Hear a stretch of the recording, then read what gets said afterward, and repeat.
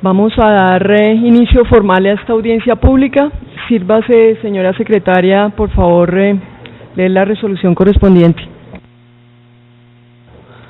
Sí, señora presidenta. La resolución con la cual se autoriza la convocatoria a la audiencia pública es la resolución número 001 de agosto 18 de 2015, por la cual se convoca audiencia pública.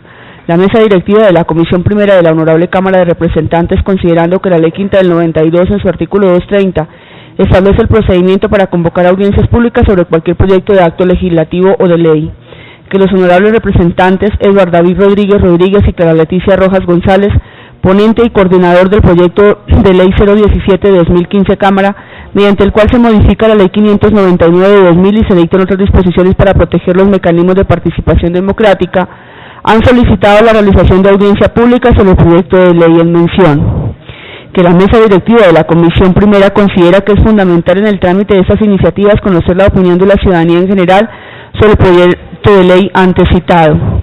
Que el artículo 230 de la Ley Quinta del 92 faculta a la mesa directiva para reglamentar lo relacionado con las intervenciones y el procedimiento que asegure la debida atención y oportunidad.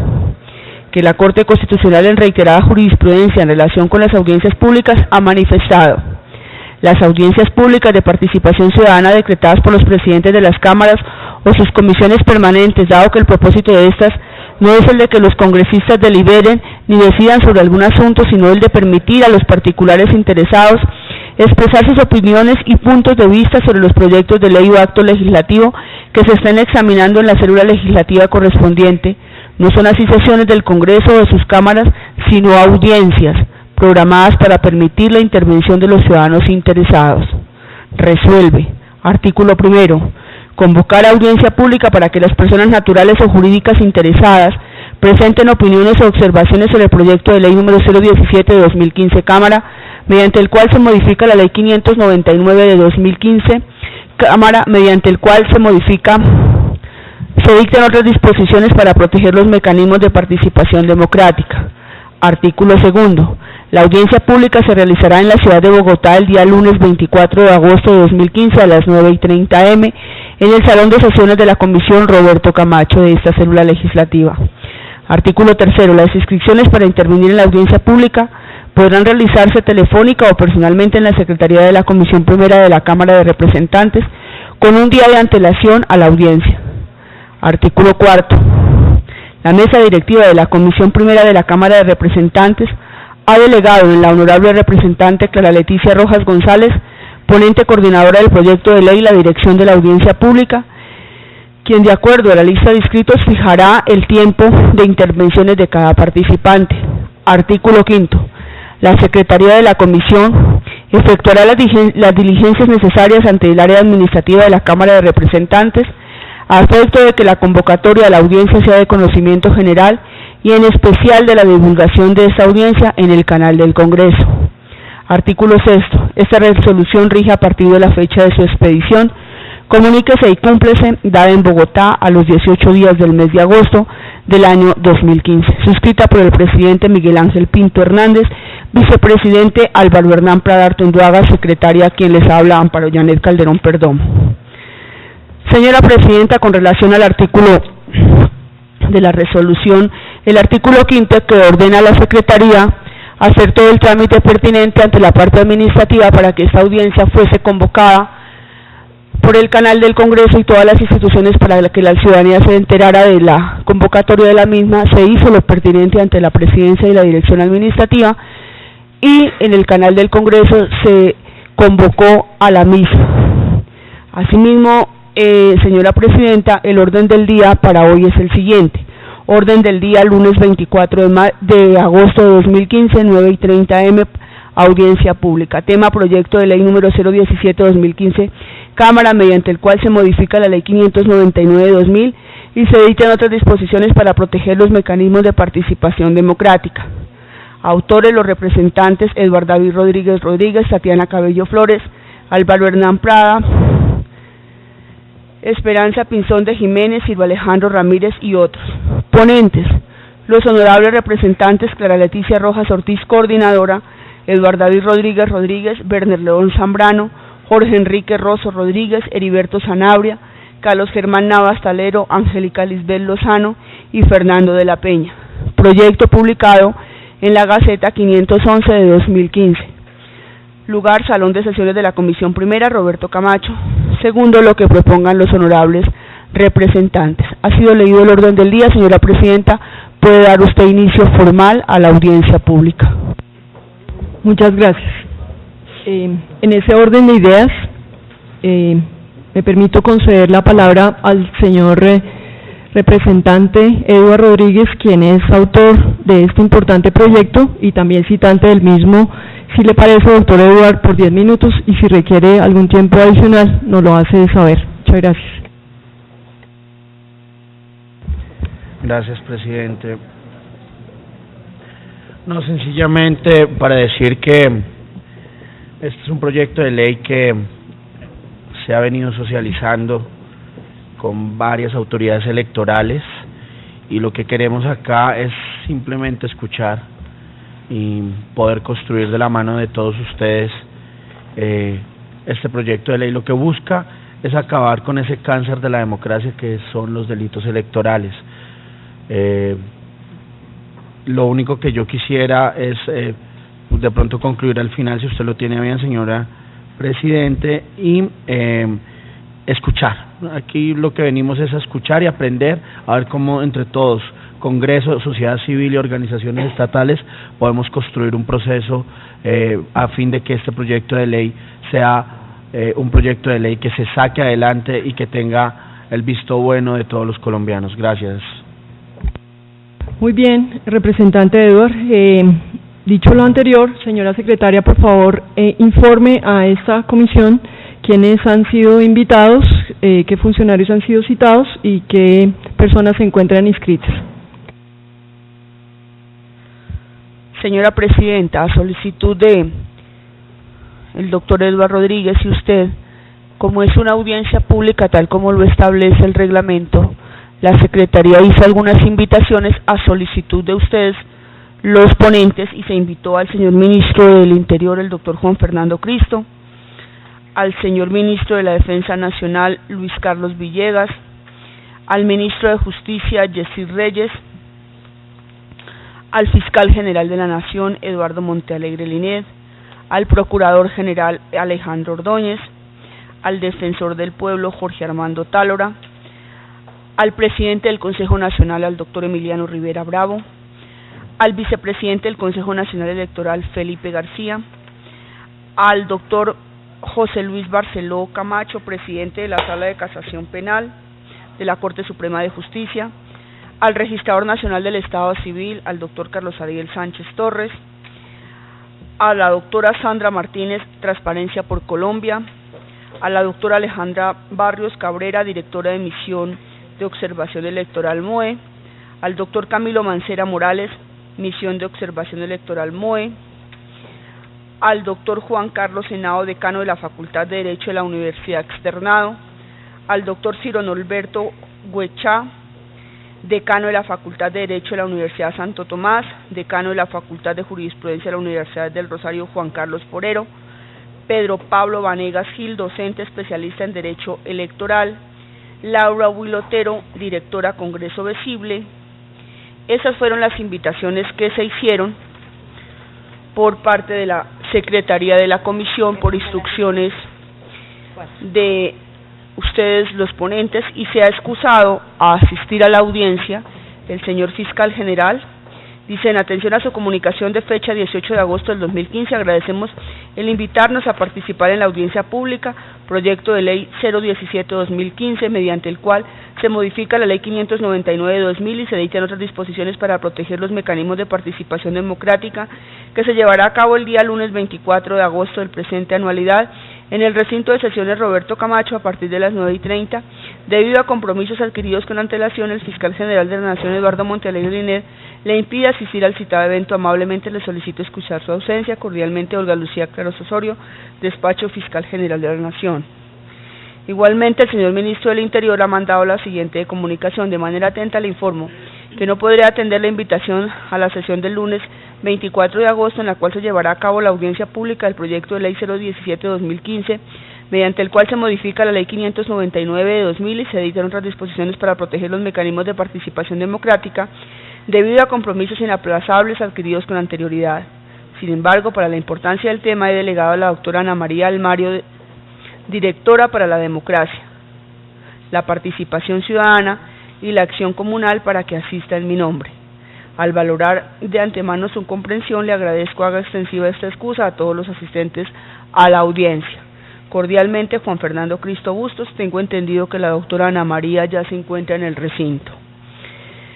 Igualmente, el señor registrador de la registraduría ha mandado la siguiente comunicación: con la presente y el nombre del doctor Carlos Ariel Sánchez, registrador nacional del Estado Civil, acuso, recibo y agradezco la invitación a la audiencia pública sobre el proyecto de ley 017-2015, mediante el cual se modifica la ley 599 de 2000 y se dictan otras disposiciones para proteger los mecanismos de participación democrática, la cual se llevará a cabo en el Salón de Sesiones Roberto Camacho de esta célula legislativa. Quiero manifestar que por compromisos institucionales adquiridos con antelación, el señor Registrador Nacional del Estado Civil no podrá acompañarlos, por lo que en su representación asistirá el doctor Roberto José Rodríguez Carrera, asesor del despacho, quien se identifica, para efectos de su autorización, altamente Altus Alejandro Vaquero Rueda, gerente de talento humano.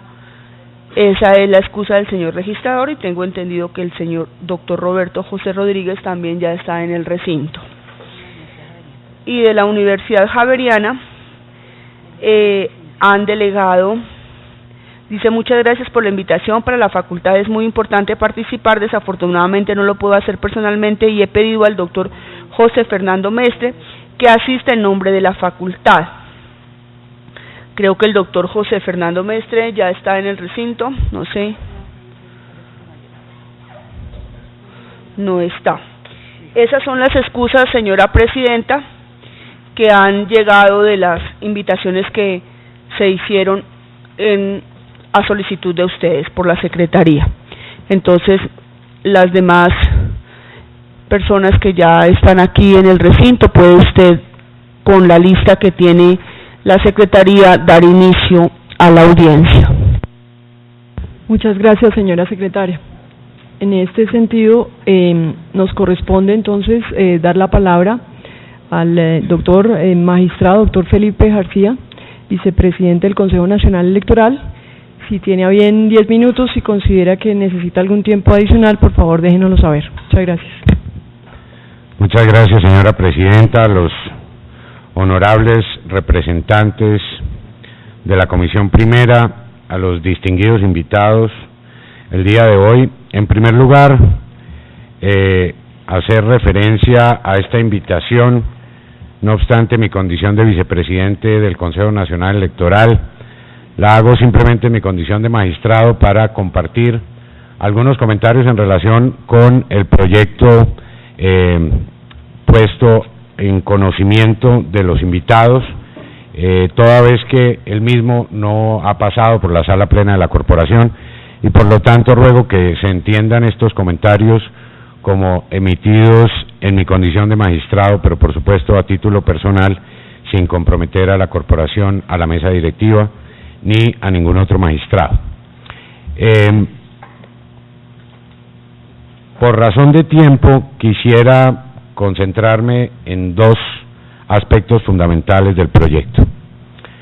En primer lugar, celebro el interés de la comisión de estudiar el tema de los delitos electorales e imprimirle a través del proyecto un mayor rigor desde el punto de vista de las penas, tanto en lo que tiene que ver con la pena de prisión como con las multas, porque sin la más mínima duda los 11 tipos penales que contempla nuestra legislación penal en relación con delitos electorales reúnen una serie de comportamientos que atentan de manera grave contra la democracia. Quiero referirme en primer lugar a uno de los afectados, y es la legitimidad. La legitimidad, en muy buena medida, en la democracia está dada por el nivel de participación. En Colombia, dependiendo de la elección, pero estadísticamente puedo decir que que el nivel de abstención puede llegar a ser superior al 50% en algunas elecciones y se ubica alrededor del 40% en promedio. Eso quiere decir que nuestros certámenes electorales se están dando con un 60% del potencial electoral, razón que, entre otras cosas, motiva otra discusión que es la del voto obligatorio, que nada tiene que ver con esto. Sin embargo, una de las explicaciones de los altos niveles de abstención es la conciencia, bien sea individual o colectiva, de cuánto cuenta mi voto. Una de las razones por las cuales los ciudadanos no votan es porque consideran que su voto no cuenta. Y si su voto no cuenta es, entre otras cosas, por organizaciones criminales que afectan la voluntad popular a través de diversos mecanismos, varios de los cuales están contemplados en la lista de los 11 delitos electorales. El segundo, el tema de la transhumancia electoral.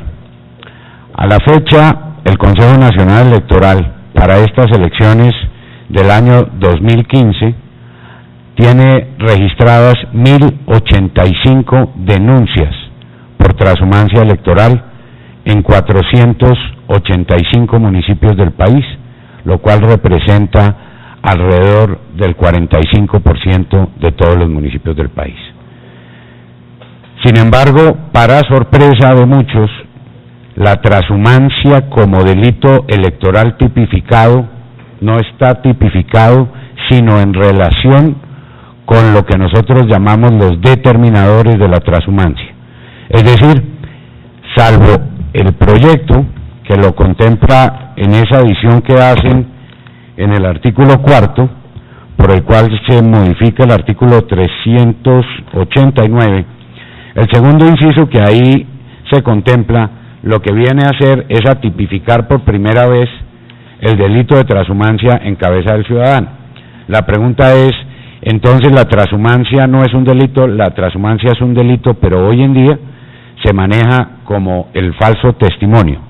Es decir, la manifestación que hace el ciudadano al inscribir su cédula en relación con su residencia, cuando la Fiscalía cita a ese ciudadano, lo cita es por razón del falso testimonio que está dando en una diligencia administrativa en relación con su residencia.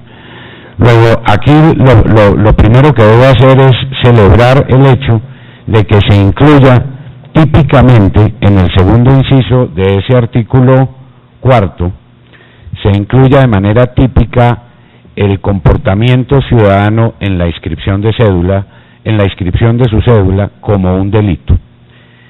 No debo decir lo mismo de la calificación que se le da a al comportamiento típico. Me permito leer lo que dice el proyecto. Dice: en igual pena incurrirá quien inscriba su documento o cédula de ciudadanía en una localidad, municipio o distrito diferente a aquel donde hayan nacido o residan, con el propósito, lo digo es porque está hablando del ciudadano en individual, con el propósito de obtener ventaja en elección popular, plebiscito, referendo, consulta popular o revocatoria del mandato, que son todos mecanismos de participación ciudadana, empezando por el voto mismo. Pero, ¿a qué me refiero con la calificación de la conducta? Cuando dice acá que el propósito de esa inscripción es obtener ventaja en cualquiera de esos mecanismos, se está calificando la conducta del sujeto activo.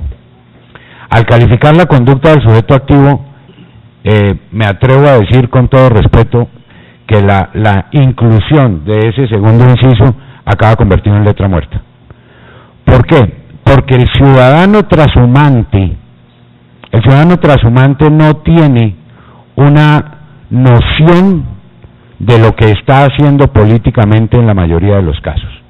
El ciudadano transhumante es una persona que a cambio de una dádiva, a cambio de una plata, a cambio de un paseo, a cambio de algún otro mecanismo, está yendo a inscribir su cédula a otro municipio. En muchos casos ni siquiera sabe en el momento de la inscripción de la cédula a quién va a favorecer con ese voto, número uno. Y número dos, si la conducta punible está en la inscripción, y en ese momento el ciudadano no lo está haciendo con el fin de que algún candidato obtenga ventaja, pues la conducta no quedaría tipificada en el delito, y el delito debería detenerse en la sola inscripción de la cédula en un lugar diferente al de su residencia. Eso lo que va a provocar, honorables representantes, es que la buena intención de haber incluido ese segundo inciso quede en letra muerta, y la Fiscalía, en el momento de perseguir el delito, se tenga que volver a ir al falso testimonio. Porque digamos que quedarían coexistiendo los dos tipos penales. Aquí, y por supuesto no soy penalista y ofrezco excusas, ahí sí que por mi ignorancia, pero no sabría si en ese caso quedaría en libertad la imputación para hacerse por uno u otro comportamiento, al haber un comportamiento típico para la inscripción de cédulas. Entonces, mi comentario en ese sentido es no calificar la conducta del sujeto activo del delito, porque el solo hecho de que el ciudadano vaya a inscribir su cédula en un lugar diferente al de su residencia, ya debería tipificar la conducta sin necesidad de calificarla con el fin de favorecer a tal o cual persona, porque le repito, en la mayoría de los casos, de la experiencia recogida de lo que se ha presentado, ese ciudadano no conoce ni siquiera a quién es el que va a terminar favoreciendo con su voto. ¿Qué es lo que pasa en la práctica? ¿Qué es lo que hemos visto? Y simplemente me refiero a un caso reciente en el departamento del Tolima. Salieron 8 buses de la ciudad de Ibagué para purificación un domingo, 8 buses, 320 personas que fueron a inscribir su cédula a purificación, les dieron almuerzo, estuvieron departiendo en una estación de servicio cerca de la registraduría y salieron de regreso después del almuerzo de nuevo para Ibagué.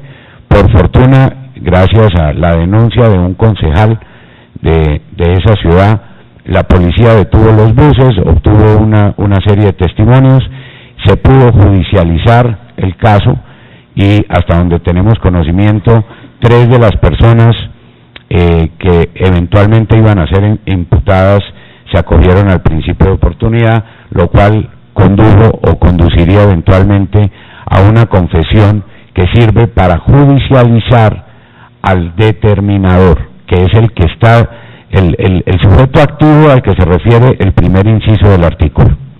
Entonces, resumo mi comentario en no calificar la conducta del sujeto que se inscribe, y segundo, en este tema, por tratarse de personas que en la mayoría de los casos no conocen que están cometiendo un delito, no saben que es un delito.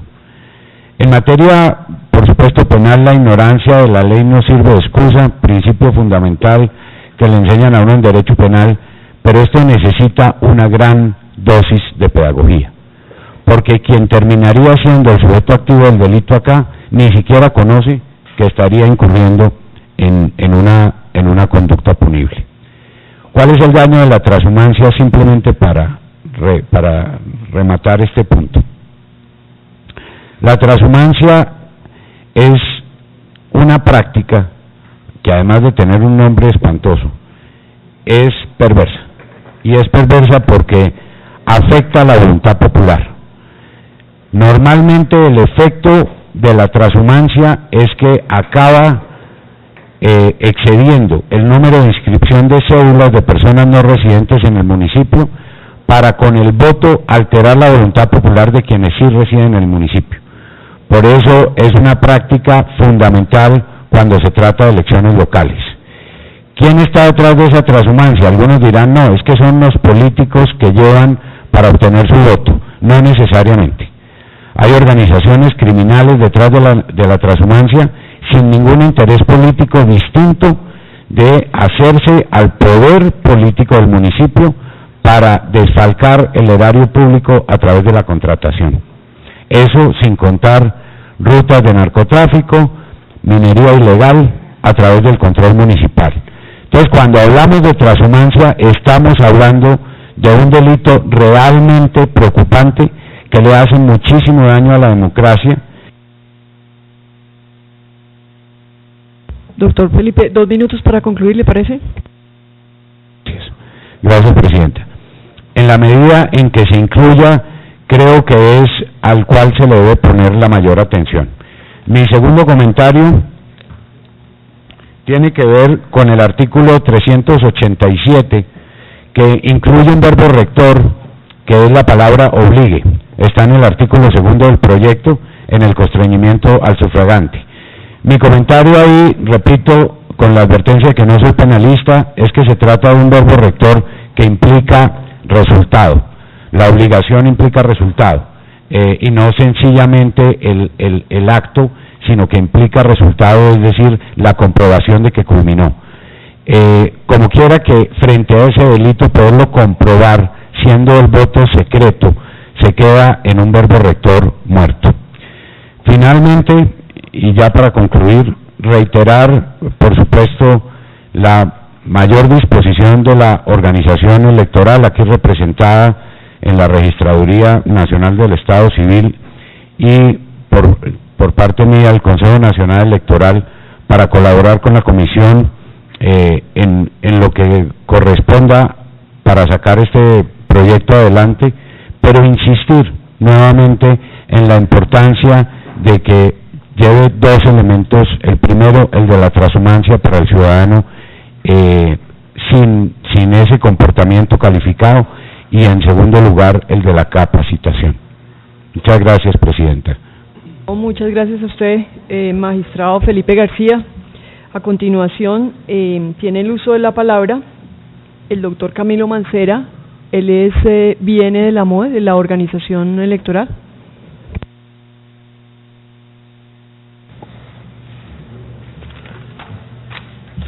Muy buenos días a todos los presentes, entidades, honorables representantes a la Cámara. Bueno, mi nombre es Camilo Mancera, soy el coordinador jurídico de la Misión de Observación Electoral.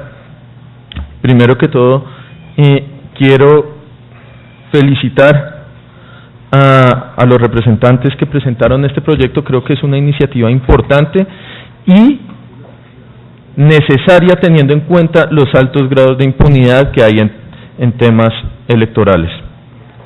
Quiero empezar mi intervención dándoles unos datos. En una investigación que hizo la Misión de Observación Electoral, en el que estuvimos mirando la criminalidad electoral, estuvimos mirando los últimos 10 años las denuncias que se había presentado a la Fiscalía. De ahí obtenemos que se han presentado 12.194 denuncias en 10 años, del 2002 al 2012. De esas 12.194 se presentaron 261 acusaciones, tan solo 66 sentencias y 59 condenas. ¿Esto qué nos dice? Que ni el 1% de los procesos que se están adelantando frente a la Fiscalía han prosperado. Eso nos lleva a mirar específicamente cuáles son las dificultades que tienen los delitos electorales. Este no es un tema que se solucione con incremento de penas. Este es un tema que requiere un análisis muchísimo más profundo y entrar a mirar las otras dificultades que tiene estos delitos electorales. Empecemos por la denuncia. Creo que hay un problema gigante en lo que hace referencia a la denuncia. La gente no está denunciando estos delitos. ¿Por qué lo hace? Pues ¿por qué no lo hace? Por desconocimiento, digamos. Uno entender frente a qué entidad debe reportar una irregularidad que está evidenciando ya es supremamente difícil. Estamos hablando de delitos, de faltas disciplinarias, de violaciones a la normatividad electoral, en donde el Consejo Nacional Electoral, la Fiscalía, la Procuraduría, todos tienen competencia sobre esto. Entonces hay una dificultad con la denuncia. Miedo. La gente teme denunciar. Sobre todo pensemos en municipios pequeños, donde la principal fuente laboral es la administración, es la alcaldía. Y pues resulta que pues una persona estaría denunciando a su futuro alcalde. Es decir, posiblemente estaríamos hablando de una persona que no va a tener trabajo por los siguientes 4 años, por las represalias que pueden haber, porque en un municipio pequeño, y todos ustedes lo saben, todo el mundo sabe quién es todo el mundo y qué es lo que hace todo el mundo. Y tercer tema, muy de la mano, el de desconfianza frente a las entidades. Otro problema que traen los delitos electorales es posiblemente la recolección probatoria. El diseño de los tipos penales y lo que hace referencia en los tipos penales electorales dificulta la recolección probatoria para poder judicializar estos distintos tipos penales. Y finalmente creo que hay un tema que es de diseño de los tipos. Voy a hacer referencia a 3 tipos penales en específico. El primero de ellos, como lo decía muy bien el doctor Felipe García, es el del fraude en la inscripción de cédulas, o como también hemos denominado la transhumancia. Creo que hay un problema inmenso solo desde la concepción del delito, y es el tema de la residencia electoral. ¿Cuál es la residencia electoral? El tipo penal me hace referencia a que solo puedo inscribirlo dentro de mi residencia electoral, pero ¿cuál es esta? Entonces tenemos la ley 136 que nos dice que es donde se vive o donde se trabaja. Tenemos el Código Penal que me dice donde se vive, donde se trabaja o su lugar de arraigo. Finalmente, no hemos delimitado bien esto. Esto habilita que una persona pueda inscribir su cédula en muchos lugares. Esto, para la judicialización de este tipo penal, se requiere, primero que todo, definir muy bien eso. Segundo, automatizar ese proceso. Se necesita saber muy bien que si yo estoy viviendo en Bogotá, yo tengo que inscribir mi cédula ahí. Y esto no puede ser un acto de buena fe como se ha venido manejando. De pronto lo que se necesita es que yo inscriba mi cédula y se establezca adicionalmente que yo tengo que presentar una prueba que demuestre que mi domicilio es ese. El sujeto activo de la conducta. Creo que en el proyecto se adelanta bastante, se avanza bastante en lo que hace referencia a la judicialización. Muy bien lo decía el vicepresidente del Consejo Nacional Electoral, no solo es el determinador de la conducta, también se necesita que se sancione a la persona que está inscribiendo indebidamente o irregularmente su cédula. Tenemos un fenómeno de transhumancia que es bastante grave, es la principal conducta irregular que se ha venido denunciando para este proceso electoral. Es decir, necesitamos tomar medidas fuertes para poder combatir este fenómeno. O la otra posición es simplemente usted puede inscribir su cédula donde usted quiera. Esa es una determinación que hay que tomar desde el Congreso de la República y hay que analizar y discutir muy bien ese tema. Tenemos esas dos posibilidades. Particularmente la MOE en este momento le solicita y prefiere una postura en la que seamos de pronto un poco más restrictivos frente a la definición del domicilio o de la residencia electoral. Completamente de acuerdo con la intervención anterior, creo que hay que eliminar ese elemento subjetivo de la conducta, ese resultado. No se puede atar la realización de la conducta de la inscripción de cédula a que efectivamente se demuestre que yo sí voté en ese sentido o que la persona votó en ese sentido, o simplemente que haya votado. Finalmente, hay un tema que es muy preocupante y esto también, digamos, creo que debe discutirse muy bien con el Consejo Nacional Electoral, es una discusión que está pendiente, y es el tema de las localidades. ¿Se presenta el fraude en la inscripción de cédulas entre localidades o simplemente estamos hablando de circunscripciones municipales y departamentales? Este tema no está del todo resuelto, aunque el Código Penal sí me hace referencia a la prohibición que trae frente a la inscripción en otra localidad. El segundo tema, el segundo delito al que voy a hacer referencia es el constreñimiento al sufragante. Otro de los grandes delitos que están ocurriendo bastante en este momento. Sobre este tipo penal, creo que se requiere una adaptación a lo que está pasando en este momento.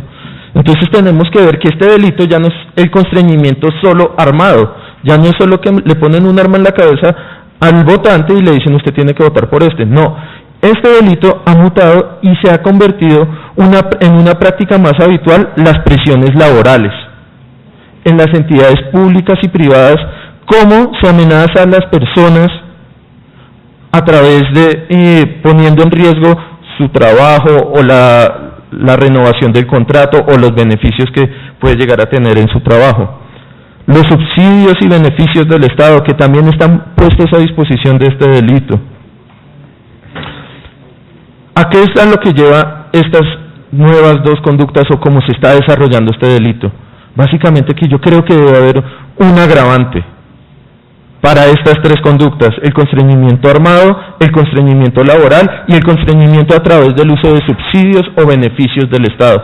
Son agravantes que deberían incluirse dentro de este tipo penal, pese a que el tipo penal simplemente me está haciendo de manera general, me está haciendo referencia a presiones y amenazas. El tercer tema, el tercer delito al que voy a hacer referencia es el de intervención en política. Si bien no es un delito que se encuentra dentro de los famosos delitos contra los mecanismos de participación democrática, sino contra la administración pública. Yo creo que es un delito que debe ir dentro de los delitos electorales, básicamente porque de la misma manera se está afectando el bien jurídico de la transparencia y equilibrio en la participación democrática. De esta manera creo que es importante traer a este capítulo la intervención en política. Y no solo eso, frente a la intervención en política, además viene de la mano una regulación inexistente sobre este tema de la participación en política de los servidores públicos. Muchos de ustedes son funcionarios públicos acá y no se sabe muy bien cuál es la participación que pueden llegar a tener dentro de una campaña. ¿Ir a una reunión es un delito? ¿O es ir a una reunión y utilizar los recursos del Estado? Digamos, esas claridades todavía no están, y hasta que no estén esas claridades hechas, realmente sacar un tipo penal es muy difícil. Como ustedes han visto a lo largo de mi intervención, no solo estamos hablando de una modificación sobre el Código Penal. Para realmente hacer efectivos los delitos electorales y la investigación y sanción de los mismos, se requiere... 2 minutos para concluir. Se requiere reglamentar y modificar algunas leyes que complementan estas disposiciones en el Código Penal. Finalmente, en el Código veo que se introduce un nuevo tipo penal que creo que es de suma importancia, y es una práctica que se ha venido dando en los últimos años, y es la comercialización de los votos. Se están vendiendo como si fuera un producto, y hay empresas criminales que se dedican a comercializar estos votos, y esas empresas criminales son sujetos que deben ser objeto de persecución penal. Es inaudito cómo estas personas o estas empresas se dirigen a los distintos candidatos vendiéndoles paquetes de 2.000, 3.000, 5.000, 10.000 votos. Y eso es una conducta que hay que entrar a ver cómo es que se está desarrollando. Eso requiere de un estudio y un trabajo conjunto con la Fiscalía General de la Nación para determinar cómo es que se debe entrar a combatir esta nueva modalidad de criminalidad electoral. Bueno, agradezco el espacio, no sin antes irme y decir, creo que existen varias modificaciones sobre los tipos penales que pueden favorecer la judicialización de los mismos. Desde la misión de observación electoral queremos plantear de nuevo nuestra voluntad de trabajar, de colaboración para el mejoramiento de este proyecto, que yo creo que puede tener un muy buen potencial. Muchísimas gracias. Mil gracias a usted, doctor Mancera. Realmente muy valiosos también sus comentarios.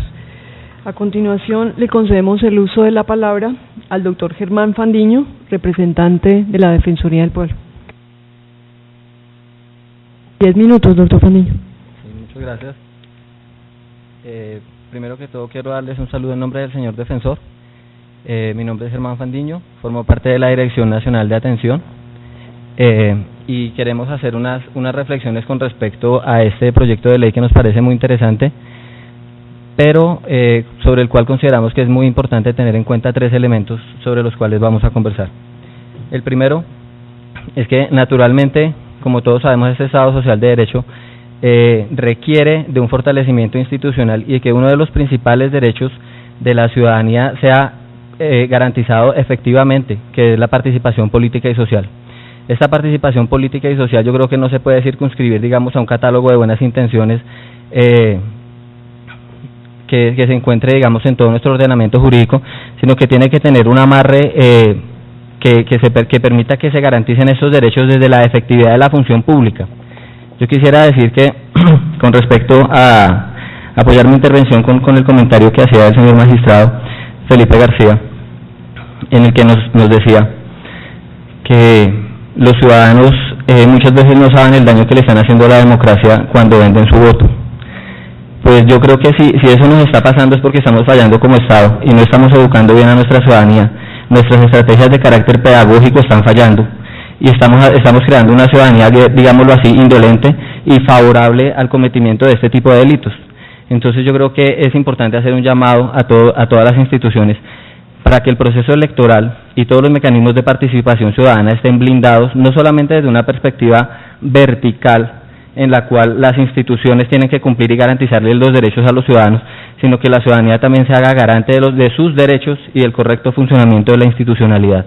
Entonces me parece sumamente importante que se tenga en cuenta que blindar el proceso electoral requiere de un trabajo previo al proceso electoral, durante el proceso electoral, como se materializó muy bien en el ejemplo que nos expresaba el señor magistrado Lima. Yo creo que esa debería ser el tipo de respuestas que se dé siempre que los ciudadanos venzan esos temores y digamos que logremos avanzar en esto y la denuncia se materialice para que realmente haya una confianza entre las instituciones. Yo estoy seguro que las personas que vieron el accionar de la Policía Nacional en esta situación y ven que estamos avanzando, vemos que, como decía el doctor Camilo, de 12.194 denuncias solamente llegamos a 59 condenas, pero ¿qué estamos haciendo nosotros para evitar llegar a esa última parte de ese último eslabón de la cadena?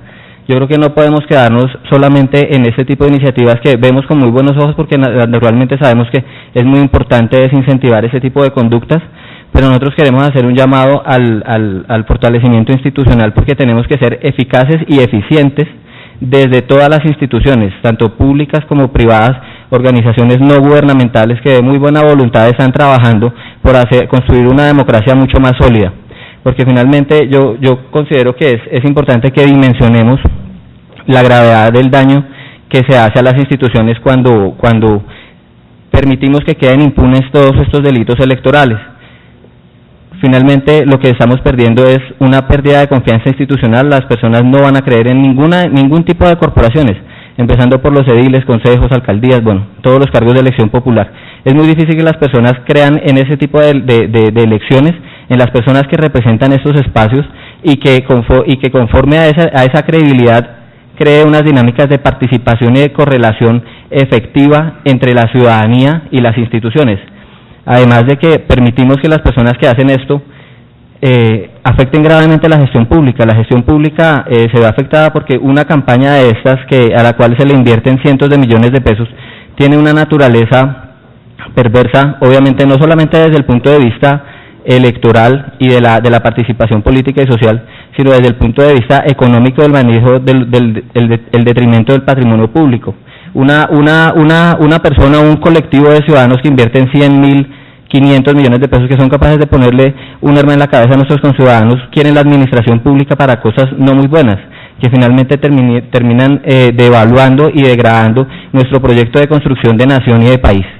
Entonces, me parece sumamente importante que avancemos en un fortalecimiento institucional que nos ayude a que todos, absolutamente todos, abordemos de una manera interdisciplinar este tipo de sanciones para crear un filtro que nos permita no tener que llegar a este tipo de sanciones que naturalmente son muy importantes y que van a desincentivar y van a sancionar efectivamente a quienes lo hacen, sino que garanticemos que todo el engranaje realmente funcione, porque yo creo que el engranaje en muchas de sus piezas no nos está funcionando. La participación política y social yo creo que es una herramienta sobre la cual debemos trabajar, debemos garantizar que todos los ministerios, todas las instituciones que tengan algún tipo de incidencia en el certamen electoral promuevan una mayor participación ciudadana. Los ciudadanos son el eje central de nuestra democracia y no podemos pretender seguir avanzando, digamos, con penas de tipo punitivo únicamente, sin brindarle al ciudadano las herramientas que le permitan participar activamente en la democracia. Yo creo que el objetivo principal sobre esto debe ser promover la apropiación ciudadana de los mecanismos de participación, unos mecanismos de participación que son mucho más complejos de lo que nosotros pensamos con ese tipo de mecanismos como el voto, pero que en un certamen electoral se juegan la forma en la que los ciudadanos van a participar en los demás mecanismos. Cuando las personas ven que un país entero no puede tomarse una gota de licor el día anterior, ve que toda la institucionalidad se mueve para garantizar un proceso democrático, pero finalmente las cosas pasan y nadie hace nada. Cuando finalmente vemos que todos sabemos que se está presentando el delito de la transhumancia, pero son pocas las acciones que se hacen, entonces lo que el ciudadano del común va a pensar es: esto está pasando en este momento, que toda la institucionalidad está jugada por nosotros, por garantizarnos el derecho. ¿Qué pasará en el día a día? Entonces yo creo que es sumamente importante hacerle un llamado a todas las instituciones para que sea el día a día el que no nos quede grande, digamos, que no caigamos en el lugar común de pensar cada vez que hay elecciones en mirar cómo atajamos todo este tipo de problemas y cerrarle las puertas a las estructuras criminales, a las estructuras delictivas, como el político que quiere ganar sus votos y busca a esos amigos en el pueblo al lado, como a los grupos armados que están pendientes de garantizar que sus proyectos políticos, sus proyectos económicos tengan el respaldo desde la institucionalidad. Entonces yo quiero hacer un llamado a todas las instituciones, para que fortalezcamos el día a día de nuestras corporaciones. Cuando nosotros vemos los delitos electorales, no solamente contemplan las acciones que cometen los ciudadanos o los grupos de ciudadanos que quieren interferir en el libre ejercicio del voto de los ciudadanos. No solamente hablamos de grupos al margen de la ley, sino que hablamos de funcionarios públicos que muchas veces con sus acciones y con sus omisiones facilitan este tipo de mecanismos. De ahí que la norma que se está proponiendo contemple los agravantes que tenemos, y siempre lo haya contemplado para los servidores públicos. Entonces yo creo que es muy importante avanzar en el fortalecimiento de los funcionarios públicos, en unos mecanismos de control que nos garanticen que quienes tienen las banderas de la patria desde las diferentes instituciones y quienes ejercen la función pública lo hagan de la manera correcta, y garantizar que el ciudadano cuente con las campañas pedagógicas durante todo el tiempo, para que realmente haya una confianza institucional que nos permita no solamente tener acciones de carácter penal que desincentiven esas conductas, sino que podamos llegar mucho antes para prevenir esto y para fortalecer nuestra democracia, haciendo que los ciudadanos crean en sus instituciones. Muchas gracias, doctor Fandiño, por su intervención, y ya que nos ofrece sus buenos oficios, apreciaríamos que nos enviara un documentico proponiendo cuáles serían esos filtros previos. Yo creo que sería, doctor Eduard, muy importante para esta ponencia. A continuación, la doctora Ana María Almario, del Ministerio del Interior, por 10 minutos también. Bueno, muchísimas gracias. Primero, felicitar esta iniciativa, porque creemos que es muy importante que desde el Senado y desde la Cámara de Representantes se piense en los delitos electorales y se piense en las contiendas electorales. Y creo que además, producto de esta contienda electoral en particular, vamos a tener también algunas respuestas a poder nutrir este proyecto de ley. Uno, me parece fundamental pensar en aumento de penas en términos de que estos delitos no sean excarcelables, y eso creo que es significativo y benéfico para la sociedad. Pero también creo que tenemos que pensar en otro tipo de acciones más allá de las acciones legales.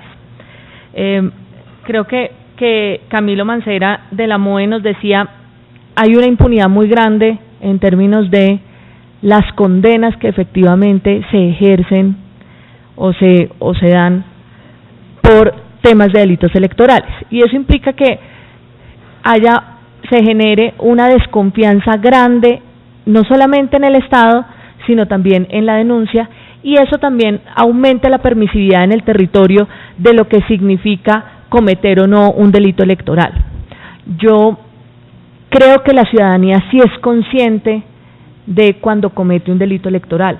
Lo que pasa es que la ciudadanía sabe perfectamente que esto está permitido. De alguna manera la ciudadanía comprende que si no hay una sanción real, pues esto se convierte en la práctica de lo consuetudinario y esto implica que estos delitos se sigan cometiendo. Sí creo que efectivamente tenemos que seguir avanzando en el tema de la pedagogía y creo que la pedagogía no debe ser exclusivamente en los momentos electorales y en eso estoy totalmente de acuerdo con la Defensoría del Pueblo.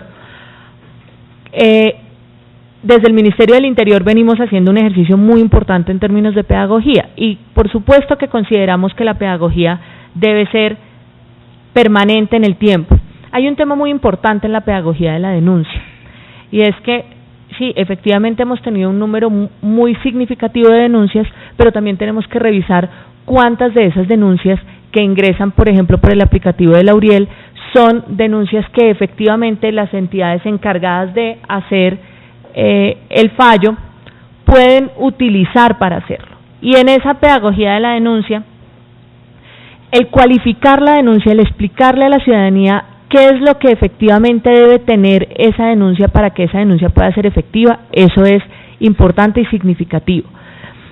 Creo que hemos avanzado muchísimo en términos de la coordinación de los procesos electorales y creo que la Comisión de Seguimiento Electoral es un ejercicio positivo para la coordinación de esos procesos electorales. Y ahí hay un ejercicio grande y tal vez creo que uno de los logros más interesantes que hayamos tenido en los últimos años sea el tener Lauriel, la Unidad de Recepción Inmediata para la Transparencia Electoral, disponible para la ciudadanía, que le permite además inclusive denunciar en el anonimato.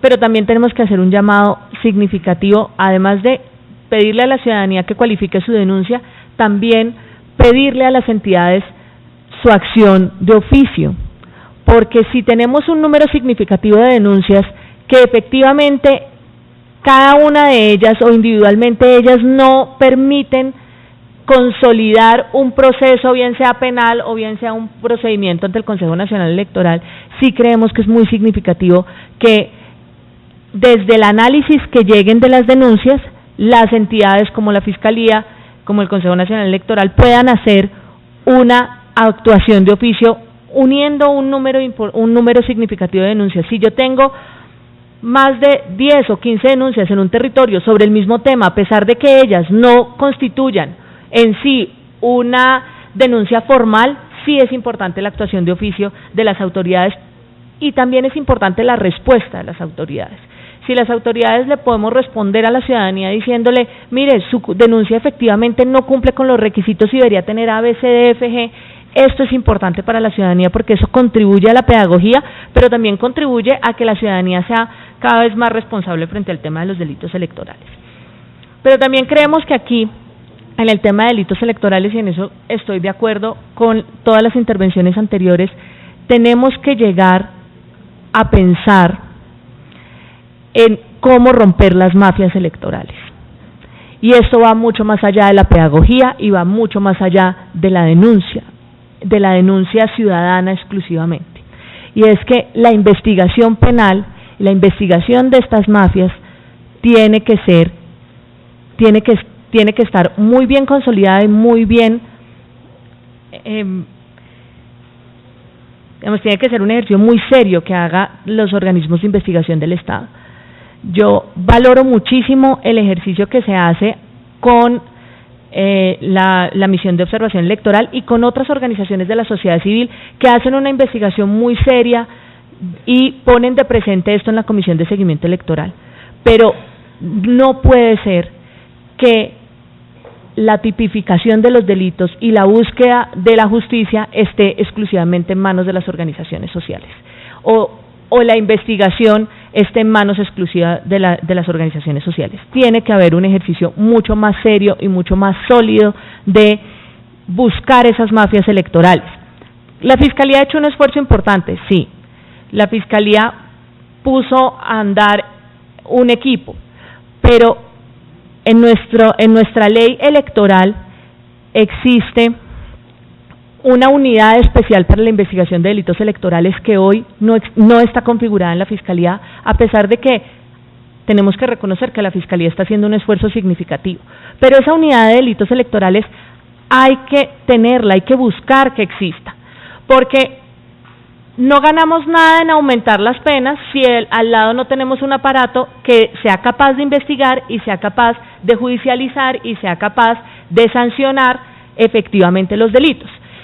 Pero además porque esa instrucción no es una instrucción sencilla, porque esa investigación que se puede llegar a hacer de los delitos electorales tiene muchísimos componentes. Tiene un componente del análisis político de la realidad territorial, tiene un componente de quiénes son efectivamente esos actores y tiene un componente además que tenemos que reconocerlo, que es que los delitos electorales están cruzados por muchos temas, están cruzados por mafias que están interesadas en el erario público, por mafias que están interesadas o actores armados que están interesados en elegir un candidato o una candidata en particular, están cruzadas por el conflicto armado interno, están cruzadas por el conflicto social, están cruzadas por muchísimas dificultades que afronta el proceso electoral y que también vive el país. Digamos, el resultado del proceso electoral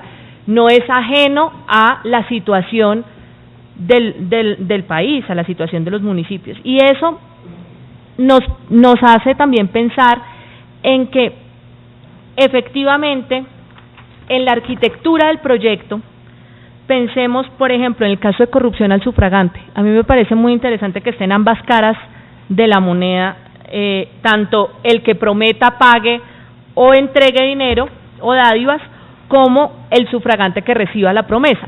Pero sí creo que no es equiparable lo que hace el que lo promete o el que lo hace con el sufragante que lo recibe, porque ¿qué nos va a terminar pasando? Y eso es muy peligroso, que vamos a terminar encarcelando a la ciudadanía y a las verdaderas mafias que están cometiendo los delitos quedan un poco detrás de las acciones, y eso creo que nos debe ponernos a pensar en cómo efectivamente diferenciamos, pero también punitivamente diferenciamos el tema. No es igual ser un comprador de votos o liderar una mafia que compre votos a ser un ciudadano o ciudadana que reciba una dádiva. No es que esté mejor, no es que sea mejor el ciudadano que lo recibe, pero si detrás del ciudadano está simplemente su ejercicio de ciudadanía y el ciudadano está un poco inerme al tema y lo que tenemos realmente detrás de la compra de votos es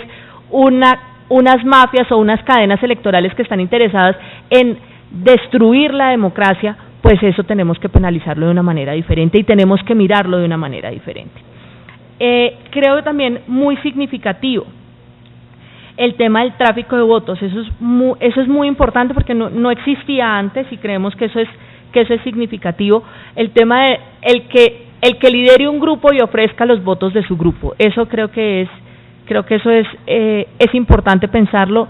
Es muy importante que no solamente nos quedemos en esta audiencia pública, sino que podamos seguir trabajando para que este proyecto sea un proyecto que efectivamente no solamente le dé garantías a la ciudadanía, sino que también sea un proyecto que nos permita de alguna manera de ir destruyendo esas mafias electorales. Pero también, más allá del proyecto y del aumento de las penas, sí creemos que hay que hacer un llamado no solamente a la conformación de la unidad especial. Un minutico para concluir.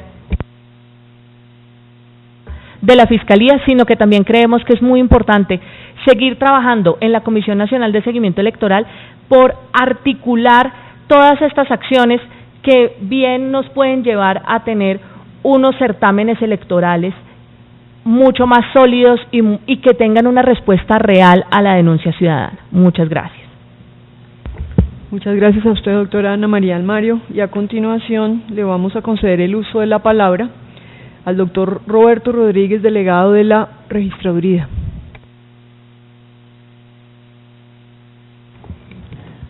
Muy buenos días a los honorables representantes integrantes de la Comisión Primera de la Cámara de Representantes, la mesa directiva, doctora Clara Rojas, los integrantes del Consejo Nacional Electoral, la Procuraduría General de la Nación, el Ministerio del Interior y demás organizaciones del sector público y de la sociedad civil como la MOE.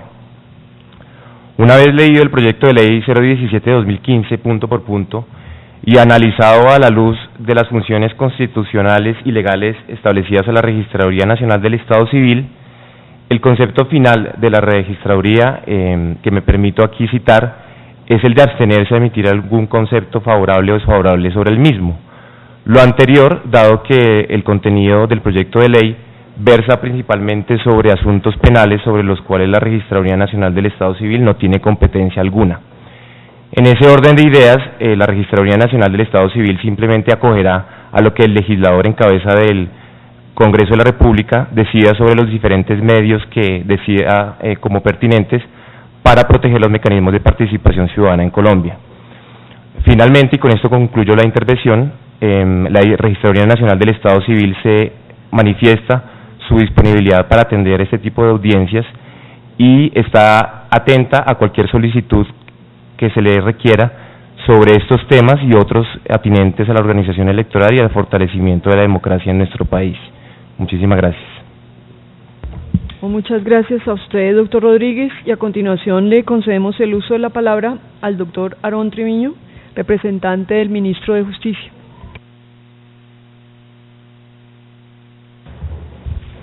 Buenos días a todos, doctora Clara, a todos los presentes. Pues el Ministerio de Justicia está acá presto a escuchar todas las conclusiones que de aquí se deriven y tomar nota para que el Ministerio de Justicia pueda tomar algunas medidas políticas necesarias para que esto marche pues por buen camino. Gracias. Muchas gracias. A continuación, le vamos a dar el uso de la palabra al doctor José Fernando Maestre, de la Universidad Javeriana.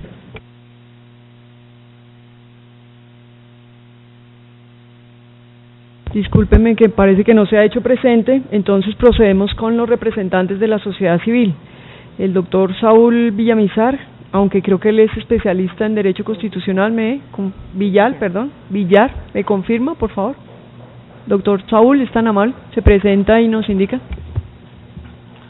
Sí, muy buenos días, doctora Clara, y a todos los asistentes, doctor Eduardo Rodríguez.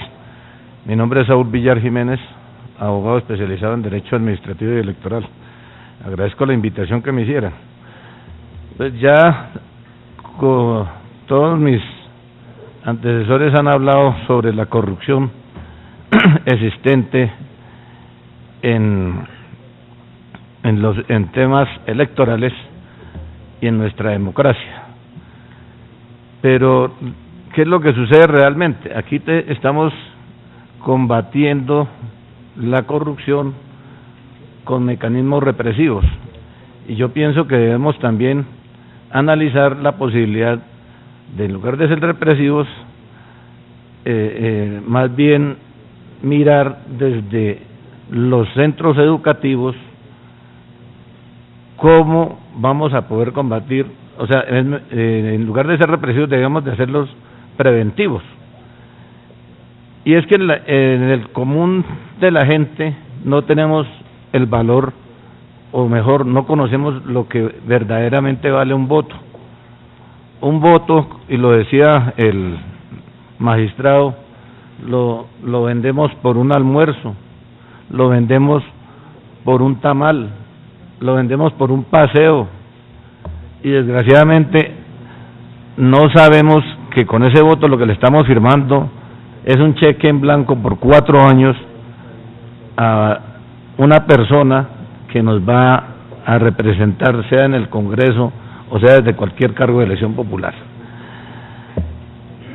Muchos estudiantes del bachillerato, incluso estudiantes universitarios, no conocen realmente el valor de este voto. Si nosotros desde el Congreso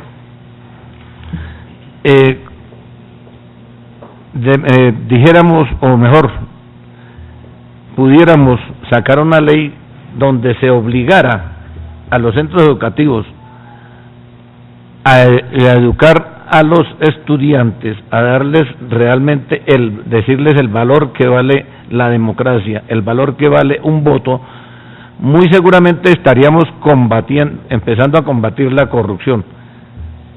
Si los educamos y le decimos, vea, usted va y recibe un almuerzo y lo van a llevar a pasear a Melgar, va a estar todo el día con su familia allá, él va a estar muy contento, pero si le decimos cuánto podría valer ese viaje que le están regalando a él con el depositar un voto por una persona que quizás no conozca,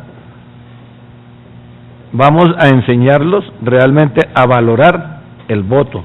Aquí en Colombia nosotros desgraciadamente el voto no es el que nos dan en 50.000, 100.000 pesos o un viaje. El voto, nosotros cuando estamos depositando un voto lo estamos haciendo por una persona y estamos prácticamente, como lo decía anteriormente, firmando un cheque en blanco a esa persona y no sabemos si es corrupta o no va a ser corrupta. Entonces pienso yo, honorables congresistas, que si se implementara la cátedra de Derecho Electoral como cátedra obligatoria, desde ahí, desde la escuela o desde la universidad, estaríamos combatiendo la corrupción porque les vamos a enseñar a eso. Entonces, como decía, yo considero que una pedagogía electoral dictada desde el quinto, sexto bachillerato o la misma universidad como cátedra obligatoria, que se llamara cátedra de Derecho Electoral o no sé, vamos a combatir la corrupción porque le vamos a decir al estudiante, al ciudadano, desde la universidad o desde el bachillerato, lo que vale realmente un voto, porque el voto no es, como lo decía, ir a que nos lleven a un paseo a Melgar o a un paseo a otras partes con gastos pagos para escribir la cédula. Entonces, el valor de un voto realmente es importante. Muchos ciudadanos, yo creo que el 90% de los colombianos desconocemos realmente o desconocen realmente el valor de ese voto. Entonces, en cuanto a los delitos, desgraciadamente o desafortunadamente creo que no hay ningún funcionario de la Fiscalía, pero a mí sí me gustaría preguntarle al señor fiscal cuántas condenas llevan o cuántos, mejor, resoluciones de acusación él ha hecho contra las mafias corruptas de la democracia. Aquí pasan 4, 10, hasta 20 años y no se conoce realmente la actuación de la Fiscalía en cuanto a la comisión de esos delitos. Entonces, para terminar, vuelvo y le insisto, dejo como mi inquietud para que el Congreso de la República cree la cátedra de Derecho Electoral obligatoria, bien sea en la universidad o bien sea en los últimos años de bachillerato. Muchas gracias, doctor Villar. A continuación, vamos a dar espacio a dos miembros de la sociedad civil. La señora Lady Cárdenas, si es tan amable, se presenta también, de qué lugar viene y qué grupo social representa. Sí, señores, buenos días. Mi nombre es Lady Cárdenas. Buenos días, honorables representantes de la Comisión Primera de la Cámara de Representantes, doctora Clara y demás entidades aquí presentes. Yo represento un gremio que es el gremio de los comerciantes de San Andresitos, digamos que a nivel nacional. En este tema que nos trae aquí hoy, que es el tema de la cuestión electoral, veo un tema demasiado llamativo que es el tráfico de votos. Pero ese tráfico de votos, pienso yo desde la parte civil en este momento, va acompañado de un foco, y ese foco es el desempleo. En este momento es tanto el desempleo en la calle que vender un voto no es un problema. Si nosotros nos sentamos en la posición de la gente y miramos que afuera hay mucho vendedor ambulante, mucho vendedor informal, desmovilizados, gente que no tiene oportunidad de empleo. Simplemente la gente que está en una posición de pedir votos hace una dádiva y se la entrega al electoral, porque sencillamente es fácil en este momento penetrar esa gente y convencerla para que vengan a nosotros y voten por un candidato. Entonces el foco hay que mirarlo más allá de crear o de mirar las posibilidades de qué tan fuerte está una persona para decidir democráticamente a quién le da su voto. En ese momento nosotros lideramos un proceso contra la ley anticontrabando y créame que no es posible que nosotros, que tenemos una gente, que tenemos un pueblo, sencillamente se nos convenza con qué necesita y yo la ayudo. Los procesos hay que firmarlos y hay que llevarlos al acuerdo. Cuando la gente ve un acuerdo, ve un convencimiento y dice, este candidato sinceramente merece un voto limpio y merece un voto de calidad, porque estamos eligiendo una persona democráticamente y la estamos llevando a un poder y se está ganando nuestro respeto. Pero no se va a ganar nuestro respeto si nosotros mismos no creamos ese respeto. Si nosotros jugamos con el pan de la gente, sencillamente la gente a nosotros no nos va a creer, y como candidatos o candidatas, que son muchos, que los que están allá afuera en este momento, que hay una contienda electoral vigente, si se juega con el pan de la gente, sencillamente nosotros no vamos a poder. Fácilmente esto queda en el papel y mucha gente por debajo de cuerda va a vender sus votos, quiéralo o no, porque les ofrecen, ya dice el señor acá, un paseo, un tamal, un chocolate y un cuento, y sencillamente eso ya la gente lo está tomando como una ayuda. Aquí no se ve quién nos puede solucionar el problema, ni si es para el Senado, ni si es para la Cámara, ni si es concejal, ni si es edil. Simplemente, si nos va a ayudar con empleo, hombre, venga, yo le vendo el voto. Así no valga nada, pero la gente ya no tiene poder de decisión democrática, porque nosotros en este momento no tenemos ni trabajo, ni formas de salir adelante. Entonces, a lo que a la gente se le lleva con una aspiración de pronto de poder mejorar la calidad de vida de su familia, o de pronto de poder sacar adelante un mejor sueldo, qué sé yo, la gente vende el voto. Y acordémonos que en esto no somos 4 millones de personas que dependemos del comercio, son ya casi 7 millones de personas si contamos las madres cabezas de familia, los desmovilizados y la cantidad de personas que en este momento dependen de una economía. Entonces, miremos esto como un aumento en las penas para los que compran el voto, pero yo diría que también aumentemos el trabajo para que no haya una venta de votos tan fácil y que no haya un manejo a la dignidad de la gente de parte de los candidatos y de parte de la gente que está con nosotros, digámoslo así de una manera y con todo el respeto del mundo que la gente aquí me merece, pero que no sea el jugar con el voto de la gente, que sea un voto de verdad limpio, que sea un voto de verdad, y que los que somos líderes no permitamos de ninguna manera que se nos compre la dignidad de la gente por medio de una ayuda, y que si la ayuda sea realmente limpia, que sea para nosotros mismos, porque es para un pueblo, porque no es para nosotros, es para una cantidad de gente que está en la calle trabajando. Muchísimas gracias.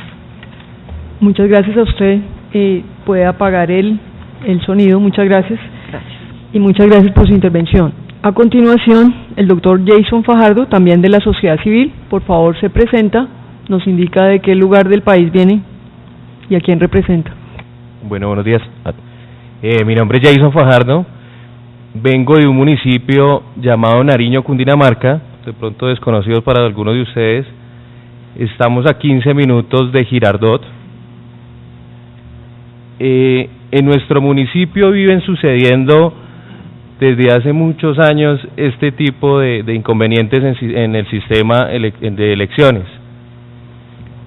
Se sufre desde el momento de la inscripción y con conocimiento de todo el mundo. Es tan evidente en un municipio, nuestro municipio es un municipio de 2.900 habitantes, en donde uno espera que la cantidad de gente que haya apta para votar sea muy poca, ¿no? Piensa uno entre 2.900, entre niños y entre grandes y entre mayores de edad, pues se espera que haya una estimación más o menos de 2.000 personas votantes, y ha crecido de la fecha, hablo específicamente de el 25 de octubre que se abrió las inscripciones en la registraduría, ha crecido con 400 personas nuevas inscritas,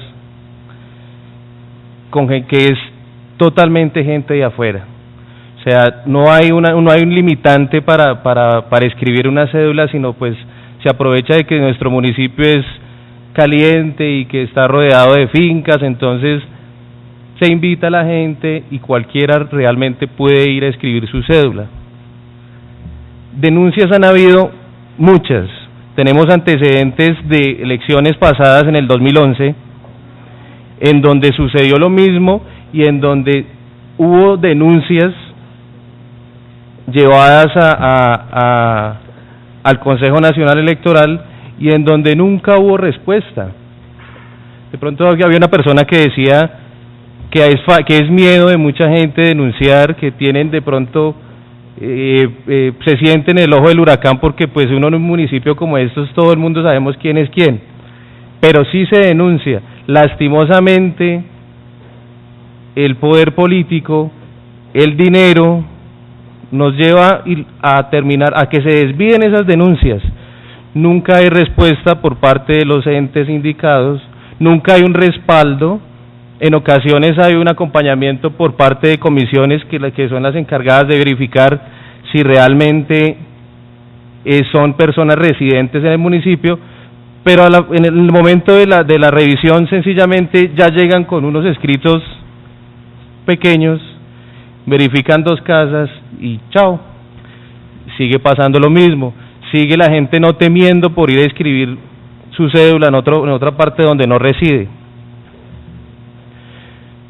Yo pienso que si la persona en este momento inscribe su cédula en diferentes partes, diferentes a donde reside, se ha dado por ese mismo desinterés de participar políticamente. No hay un interés por elegir a nuestros gobernantes, porque desafortunadamente existe demasiada corrupción en sentido general, ¿sí? Se pierde ese interés por elegir a una persona líder, a una persona que sí proyecte, a una persona que sí gestione por eso mismo. Entonces sencillamente pues al primer mejor postor se le obedece y se le lleva y se le inscribe y se vota y se participa por ese tipo de personas. Respaldo la idea de que sea algo educativo, desde que se inicie desde cultura, desde colegio, en donde le enseñen al pequeño a valorar y a querer su municipio específicamente o su ciudad donde participe. Es triste llegar y de pronto llegar en ese momento que se convoque a una audiencia y no haya el interés de unas entes de participar y para llegar a corregir todas estas cosas que están sucediendo a la fecha. Quisiera pedir más respaldo de parte de las entidades, porque sí hay denuncias, como lo recalco, sí hay varias denuncias, pero no terminan en nada. No sé qué tipo de respaldo debe tenerse o qué tipo de influencias deben tenerse para que se tengan en cuenta municipios pequeños como estos, en donde pues el interés del gobernante es, en su mayoría, es de lucrarse y de lucrarse con esos pesos que llegan de inversión para el municipio. En este momento Nariño pasa por esa misma situación, pasa desde donde se ofrece un tanque para el agua, se ofrece un ladrillo, se ofrece, y la gente sencillamente se deja llevar por ese ladrillo y por ese cemento que se entrega de momento, y no se tiene en cuenta que son 4 años donde no van a haber progreso en el municipio. Es importante que en el momento que se haga la inscripción de las cédulas haya un soporte, algo que garantice o demuestre la residencia. En este momento, para llegar a escribir su cédula en una registraduría, solamente es llegar y el registrador tiene un avisito donde pues él muestra, donde se muestra en lo que está incurriendo en caso de que llegue a escribir su cédula y no viva ahí. hasta ahí llega, o sea, no hay un acompañamiento, no hay nada, sino sencillamente se inscribe y listo, no pasa nada más. Ahí mismo, en las mismas registradurías, en elecciones del 2011, en esas denuncias que se hicieron, hubo muchas cédulas que sí se demostraron que no eran del municipio y que en debido momento las bajaron y no salieron en listas para poder votar. Un día antes, una noche antes, yo hablo que ahí hay poder político o hay dinero de por medio, llegan y montan otra vez las cédulas en el registro, habiendo un antecedente y estando un día antes por fuera del sistema de votación con dinero, porque eso lo hacen con dinero, nuevamente aparecen aptas para votar. Se pierde el interés de denunciar, se pierde para muchas personas eso porque no hay un acompañamiento de parte de nadie, o sea, lo dejan solo al que quiere colaborar en descubrir a estas entidades fraudulentas, no lo acompañan. No es más, pues les agradezco la invitación. Espero tengan en cuenta ejemplos como este de nuestro municipio, y yo sé que sucede en gran parte de Colombia esto mismo. Muchas gracias. No, muchas gracias a usted, doctor Jason Fajardo. Yo creo que sus comentarios han sido muy importantes. Por fortuna tenemos la presencia todavía aquí del señor magistrado del Consejo Electoral para que una vez concluya la audiencia, pues se pudiera usted acercar a él para presentar la denuncia formal y se siguiera a curso la situación que nos ha manifestado. Quiero manifestarles, agradecerles su participación y el excelente manejo del tiempo y todos los comentarios que nos han mencionado, y se ha ocurrido la posibilidad de que todos participen, de manera que quisiera conceder el uso de la palabra al señor representante Eduardo Rodríguez, autor de este importante proyecto y ponente, de manera de que nos presente sus conclusiones.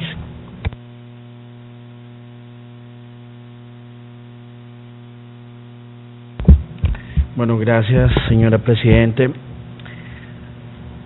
Simplemente para decir que el Congreso de la República no se puede quedar solamente en la queja. Durante muchos años yo he venido escuchando que roban elecciones, que no roban elecciones, que cometen diferentes tipos de delitos electorales. Sin embargo, creo que es tiempo de coger el toro por los cachos y mirar una de las falencias que hoy tiene nuestra legislación respecto a los temas electorales, y que no es otra que mirar la tipificación electoral. Encontramos en una investigación 3 ejes fundamentales. Lo primero, que las penas eran muy irrisorias y en muchas oportunidades excarcelables. Pese a que se había avanzado en algunas modificaciones recientes sobre aumentar algunas penas en delitos electorales, no se tenía un llamado a la sociedad mediante una ley que tipificara, aumentara las penas, y por eso creemos que es pertinente aumentar las penas para que se determine y se genere un enfoque esencial sobre este tipo de delitos que hoy no son vistos por el Estado colombiano, como ustedes mismos lo han venido diciendo. Lo segundo que encontramos en esta investigación es que la legislación es confusa, y por eso les rogamos que técnicamente puedan hacernos llegar todas aquellas observaciones a fin de contribuir y construir un proyecto de ley que sea eficaz para el operador judicial. Hoy el operador judicial está a merced de decir si hay delito o no hay delito, y lo lleva ante el fiscal, pero muchas veces delito no se contempla o no se aclara, y por eso no es judicializado correctamente. Tal manera que lo que hace este proyecto de ley es aclarar las diferentes tipificaciones y actualizarlas a un lenguaje técnico que el operador judicial lo pueda entender, y no solamente entender, sino que lo pueda aplicar. Y en eso seguimos en construcción. Y tercero, que es importante en este proyecto de ley, aparte de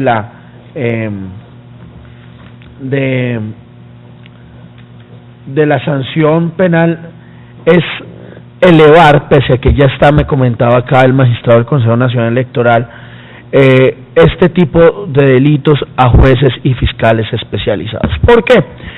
Todos sabemos que, por ejemplo, en su municipio, en Nariño, puede existir un fiscal.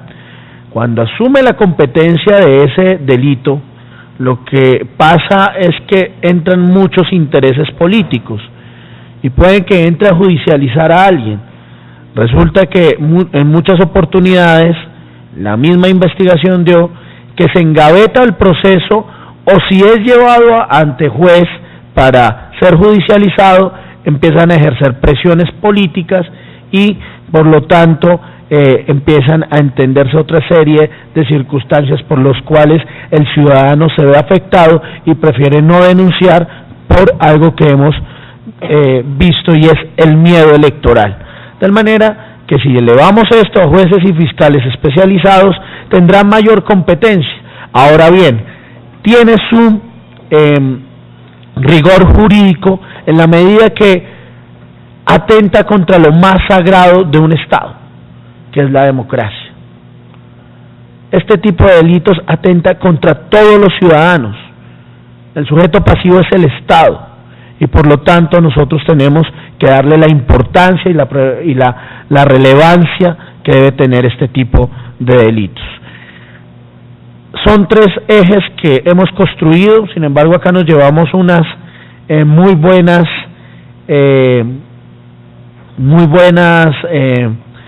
comentarios o adiciones, de tal manera que los llevaremos. Nos gustaría mucho que nos enviaran también sus propuestas, y vamos a tener todo esto, toda esta argumentación dada por las diferentes autoridades o por los diferentes actores que les gusta el tema electoral o que han venido trabajando para combatir los delitos electorales. Vamos a tener esto como base fundamental para que lo que dije al principio se cumpla, y es que no sea un tema de uno o otro partido, sino que sea un tema institucional, y esto tiene que ser de políticas de Estado. Y ahí quiero destacar la importancia, señora Presidente, de su trabajo, agradecerle. Acabo de hablar con el ministro Yesir Reyes, me dice que no tenía conocimiento, sin embargo que está dispuesto por parte del Gobierno Nacional a apoyar esto. Lo celebro, lo mismo el Procurador General de la Nación, y en los próximos días estaríamos dialogando con la Fiscalía a fin que este tema no se toque como un tema de un partido, sino como un tema de Estado, y que sea un compromiso de toda la institucionalidad combatir este tipo de delitos. Muchas gracias, señor Presidente. Sí, no, muchas gracias a usted, doctor Edward, y de nuevo agradecerles a todos los intervenientes su presencia, sus valiosos comentarios, sugerencias y propuestas.